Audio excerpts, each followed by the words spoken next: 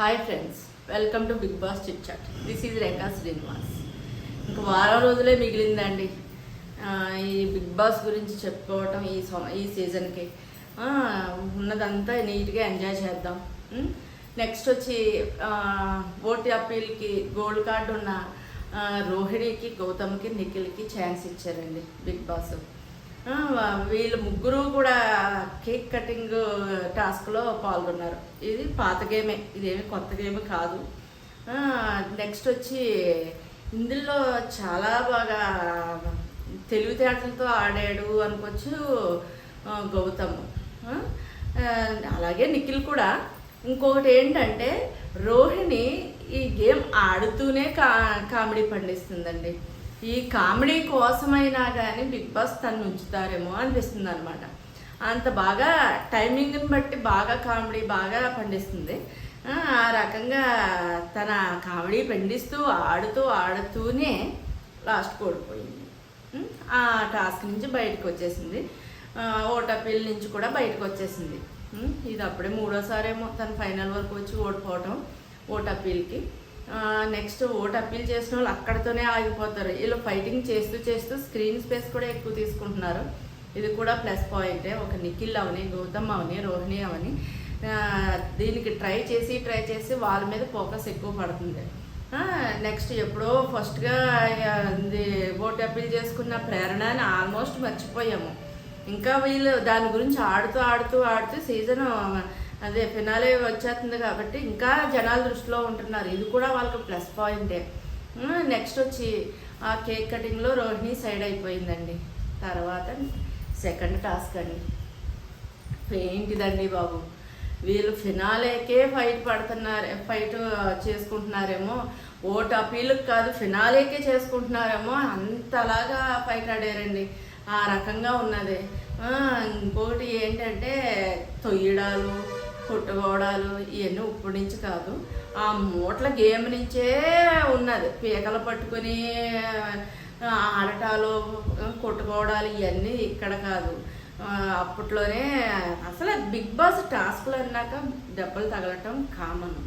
అది నిఖిల్ తోసాడు, గౌతమ్ కొట్టాడు, ఇవన్నీ తర్వాత మొఖం మీద కొట్టినందుకు నిఖిల్ ఇంత చేసేసాడు. ఆ రోజు గౌతమ్ కన్ను వాసిపోయి 3 రోజులు ఎపిసోడ్లో చూసాం కదా, 3 రోజులు వాసిపోయినా కానీ అడిగే నాదుడు లేడు, ఎక్కడా కూడా హైలైట్ అవ్వలేదు. కానీ ఈరోజు నిఖిల్ ముఖం మీద గౌతమ్ కొట్టాడు అనే దాన్ని ఎంతసేపు చూపించాడో బిగ్ బాస్.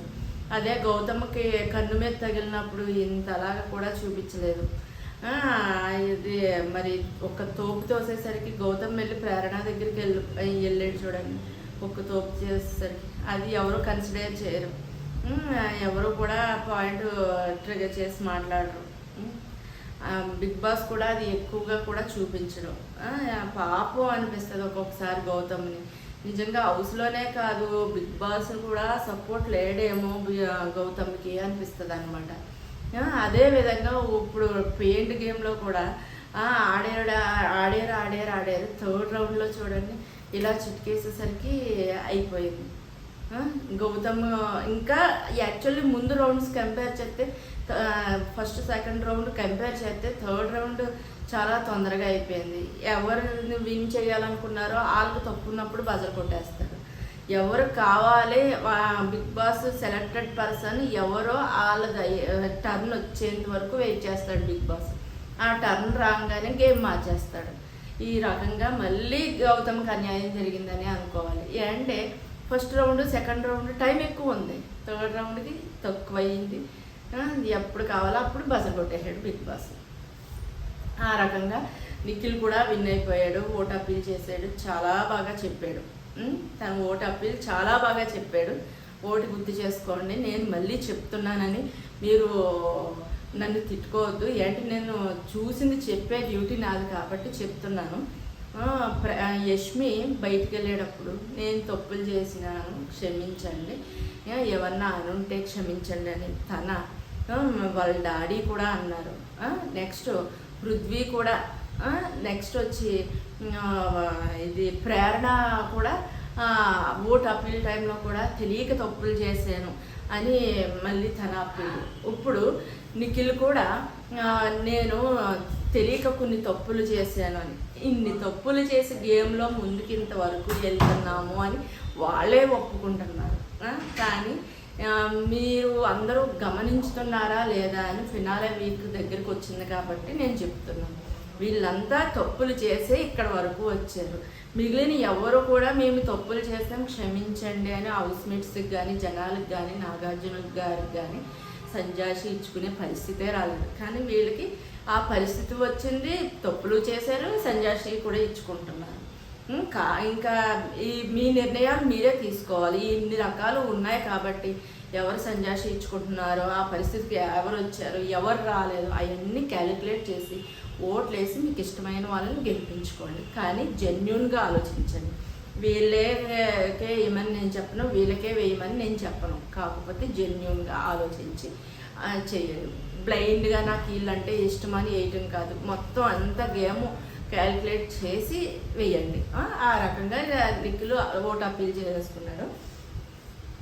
తర్వాత వచ్చి ఈ హీట్ ఆఫ్ ద మూమెంట్లో వాళ్ళిద్దరూ ఫైట్ ఆడుకుంటుంటే మధ్యలో వాళ్ళిద్దరికన్నా అగ్రెసివ్గా ప్రేరణ దూరిపోయి ఆర్గ్యుమెంట్ చేస్తుంది. ఏంటో తెలీదు.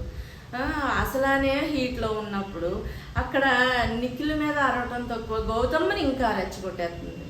అసలు గౌతమ్ని టార్గెట్ చేస్తున్నారు, పాపం అనిపించేస్తుంది. పోయినసారి ప్రశాంత్ని టార్గెట్ చేస్తే కనీసం కాపాడటానికి శివాజీ గారు ఉండేవారు. శివాజీ గారిని చూసైనా ప్రశాంత్ని టార్గెట్ చేయడానికి అయ్యేది కాదు వాళ్ళకి. ఇక్కడ గౌతమ్కి టార్గెట్ అయిపోతున్నా కానీ ఆపడానికి పాపం ఎవరు కూడా లేరు.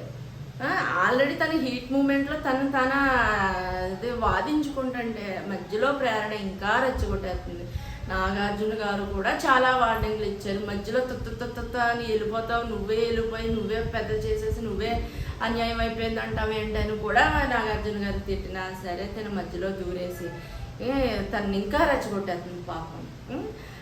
ఇంకొకటి వచ్చి ఈ టాస్కులు ఇవన్నీ గొడవలు అన్నీ అయిపోయినాయండి. ఇంకా హ్యాపీ మూమెంట్స్ అనమాట. ఈ కాంచి టాస్కులు ఉండవు, నెక్స్ట్ గొడవలు ఉండవు, టార్గెట్లు ఉండవు, ఒకరికొకరు సారీలు చెప్పుకోవడాలు ఉండవు, అన్నీ కూడా హ్యాపీగా జరుగుతాయి. ఇప్పుడు వరకు ఏమేమి ఉన్నాయో అవన్నీ క్యాలిక్యులేట్ చేసుకుని ఓట్లు వేయండి. నెక్స్ట్ వచ్చి ఓంకార్ గారు వచ్చారండి. స్మార్ట్ జోడీ సీజన్ 3 బాగుంది. ఈయన రావటమే మంచి వాల్యుబుల్ క్వశ్చన్స్ వేసి మంచిగా ఎవరికి ఏమి వేయాలో అన్నీ క్వశ్చన్స్ వేసి రోజెస్ ఇచ్చి బాగా పెట్టారు షో గేము. నెక్స్ట్ లోపలికి వెళ్ళి జోడీలు డివైడ్ చేశారు.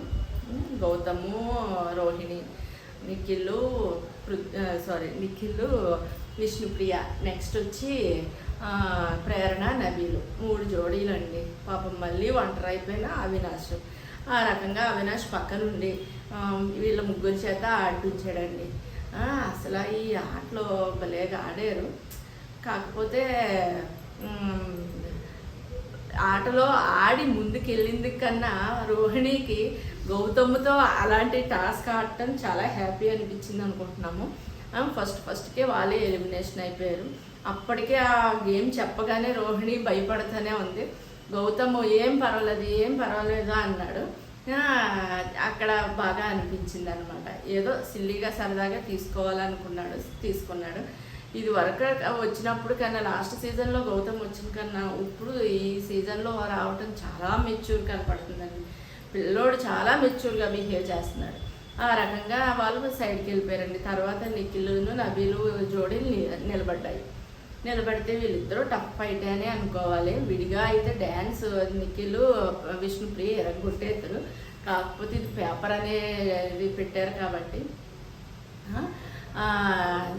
నిఖిల్ విష్ణుప్రియని ఎత్తుకోవటం, నవీలు భుజాల మీదకి ప్రేరణని ఎత్తుకోవటం సూపర్. కాకపోతే వెయిట్ ప్రకారం చూస్తే నిఖిల్కి ఎత్తడైపోయింది, నడుము కూడా లాగేస్తున్నట్టు కనపడుతుంది.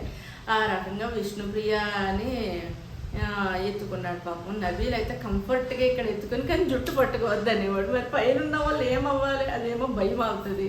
ఆ రకంగా మంచి కామెడీగా ఉన్నది. నెక్స్ట్ వచ్చి నిఖిల్ విష్ణుప్రియ ఓడిపోయారు, పక్కకి వెళ్ళిపోయారు. థర్డ్ రౌండ్లో చెప్పుకోవాలండి, అసలు నబీల్ని ప్రేరణ ఎత్తుకోవడం నిజంగా గ్రేట్ అండి, చాలా బాగా అనిపించింది. ఎత్తుకుని స్టేబుల్గా అలాగా ముందు కాలు ఏళ్ళు ముందు ఆంచకుండా అంత వెయిట్ ఉన్న అబ్బాయిని కనీసం 50 అయినా ఉంటాడు కదా. ఒక అమ్మాయి 50 kgs ఎత్తుకొని అది కాలు కరెక్ట్గా బ్యాలెన్స్ చేయకుండా నిలబడతాం అన్నది సూపర్. ప్రేరణ రియల్లీ గ్రేట్. ఇది నేను మొన్న ప్రీవియస్ వీడియోలో చెప్పాను కదా, ఇండివిజువాలిటీగా ఏ గేమ్ నెగ్గేవో అని. కానీ దీని నుంచి నీకు ఫలితం కూడా అంతే దక్కింది. కానీ ఇండివిజువాలిటీగా నువ్వు ఈ గేమ్ చాలా బాగా ఆడావు. నబీల్ది సెకండరీ, కానీ నీదే ఎక్కువ పార్ట్ ఉంటాం వల్ల నువ్వు మాత్రం సూపర్గా ఆడావు. తన్ని ఎత్తుకునే నిర్ణయం తీసుకోవడం ఏంటి, కాళ్ళు అయ్యి బ్యాలెన్స్ చేయడం ఏంటి, ఎక్స్ప్రెషన్స్ ఇవ్వడం ఏంటి, సూపర్గా ఆడావు. దీని ఫలితం కూడా నీకు అంతే బాగా దక్కింది. సంచాలక్ కింద ఓంకార్ గారు ఉండటం వలన బాగా చేశారనుకోవచ్చు. నబీల్కి ఏమో ఫుడ్ ఏదో కోరిక ఉందంట, ప్రేరణకేమో తన పెళ్లి వీడియో చూపించాలని రెండు కూడా అడిగితే అందులో కన్విన్స్ చేసిందండో, నీకు ఆల్రెడీ ఆ ఫుడ్ ఆల్రెడీ హౌస్లోకి వచ్చి మొన్నే తిన్నావు కాబట్టి ఈసారి ప్లీజ్ నాకు ఇవ్వా అన్నట్టుగా క్యూట్గా భలేగా అడిగిందండి. మొత్తానికి తన పని జరిగిపోయేలా చేసింది. యాక్చువల్లీ తన కష్టం కూడా అంత ఉంది కాబట్టి ప్రేరణ వీడియో వేశారండి. ప్రేరణ వీడియో వేయటం చాలా బాగా అనిపించింది. ఆ జోడి చాలా బాగున్నారు. నూరేళ్ళు మంచిగా ఉండండి అన్నంత ఫీల్ వచ్చింది. మంచిగానే ఉంటారు, వాళ్ళ ప్రేమ అంత బాగుంది. ఆ రకంగా వాళ్ళ పెళ్లి వీడియో చూసేసాము. తర్వాత వచ్చి ఇంకొక బంపర్ ఆఫర్ ఏంటి అంటే, శ్రీపాద ప్లేస్లో కొంచెంసేపు నన్ను ఊహించుకొని ఎవరో అన్నారంట. వాళ్ళ శ్రీపాద ప్లేస్లోకి వేరే ఎవరు వచ్చినా అది సాధ్యం కాదు, శ్రీపాదనే అన్నట్టు బాగా చెప్పింది. ఆ డైలాగ్ ఒక ఇంప్రెస్ అయిపోయి ఓంకారు సీజన్ 3కి రామని కోరాడు ప్రేరణ అని. కోరుకుంటే నా సైడ్ నుంచి ఓకే అన్నది. కానీ కంటెస్టెంట్ కింద గెస్ట్ కింద అది మాత్రం ఇంకా తెలియలేదు. మరి వీళ్ళు బయటికి వెళ్ళాక వీళ్ళు ప్లానింగ్స్ అవి ఏముంటాయో తెలీదు. ఆల్రెడీ దీనికి సీజన్ 3 స్మార్ట్ జోడీ సీజన్ 3 ప్రిపేర్ అయిపోయే ఉండొచ్చు. ఒక 1 వీకే ఉంది కాబట్టి అది ఏ విధంగా వస్తుందో చూద్దాము. కంటెస్టెంట్ కింద వస్తుందా లేదు అంటే గెస్టుల కింద వస్తారా చూద్దాము. మొత్తం మీద ఈ రోజుతో టాస్క్లన్నీ అయిపోయినట్టేనండి. పాపం ఎటొచ్చి రోహిణికి, అవినాష్కి, గౌతమ్కి ముగ్గురికే ఓట్ అప్పీల్స్ దొరకలేదు. మరి దీనివల్ల ఇస్తారా, ఇంక ఇవ్వకపోవచ్చేమో అనుకుంటున్నాను.